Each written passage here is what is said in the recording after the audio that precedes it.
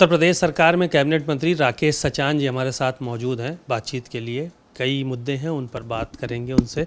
Sir, जो रामजी लाल सुमन है, Samajwadi party से सांसद हैं, करणी सेना ने कल फिर उन पर हमला किया। राजनीति गर्म हो गई है उत्तर प्रदेश की कि दलित को बार बार टारगेट किया जा रहा है। समाजवादी पार्टी के लोग ऐसा कह रहे हैं। देखिए, रामजी लाल सुमन जी के जो विवादित बयान उन्होंने दिया, उनको भी जो बयान दिया उस बयान से बचना चाहिए। किसी महापुरुष के खिलाफ अगर कोई गलत टिप्पणी करेंगे तो उसी के चलते करणी सेना के लोग उत्तेजित हुए। जो घटना हुई है वो गलत हुई है, नहीं होना चाहिए और उनको भी बचना चाहिए। करणी सेना के भी लोगों को इस तरह की घटनाओं से बचना चाहिए। एक सवाल ये था कि सवाल इस बात के भी खड़े हो रहे हैं विपक्ष के द्वारा कि करणी सेना पे कार्रवाई क्यों नहीं हो रही है, और तो छोटे छोटे लोगों पे होती कार्रवाई। अब देखिए, इस तरह की कार्रवाई हुई है, निश्चित तौर पे संज्ञान होगा। कोई अराजकता करने का, कानून हाथ में लेने का किसी को अधिकार नहीं है। योगी सरकार है, कानून से चलेगी और कानून कोई भी हाथ में ले करके अराजकता नहीं फैला सकता। एक सवाल ये था कि मदरसों पर और तमाम अवैध कब्ज़ों पर कार्रवाई हुई है।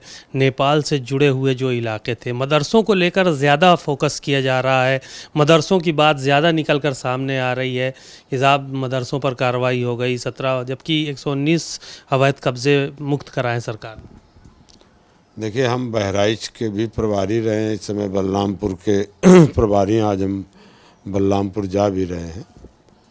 इधर महाराजगंज हो गया, ये पूरा का पूरा बॉर्डर नेपाल सीमा से सटा हुआ है।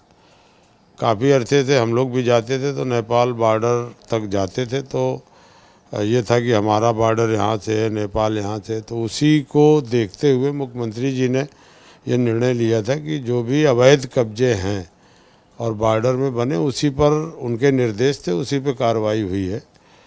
और उसी अवैध निर्माण की ढाने में कहीं ये धार्मिक, जो आप मदरसों की बात कर रहे हैं, मदरसे भी अगर अवैध तरीके से चल रहे होंगे तो उन पर भी कार्रवाई हुई होगी। किसी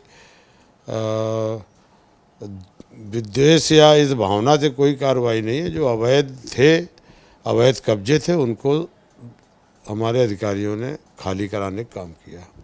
पहलगाम की घटना को लेकर नेहा राठौर हैं, लोक गायिका हैं, और उन पर मुकदमा दर्ज किया है। बार बार वो कई मामलों को लेकर सवाल खड़े कर रही थी। ये हजरतगंज में मुकदमा दर्ज हुआ।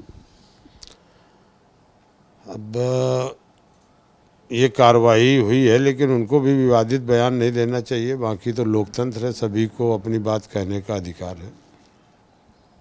शुक्रिया बहुत बहुत। आपने राकेश सचान जी को सुना। तमाम मुद्दे पर उन्होंने बात की, अपनी राय रखी और कहा कि किसी भी द्वेष भावना से मदरसों पर कार्रवाई नहीं हुई है, बल्कि नेपाल से सटे हुए जो अवैध कब्जे थे उनको मुक्त कराने का काम योगी सरकार ने किया है।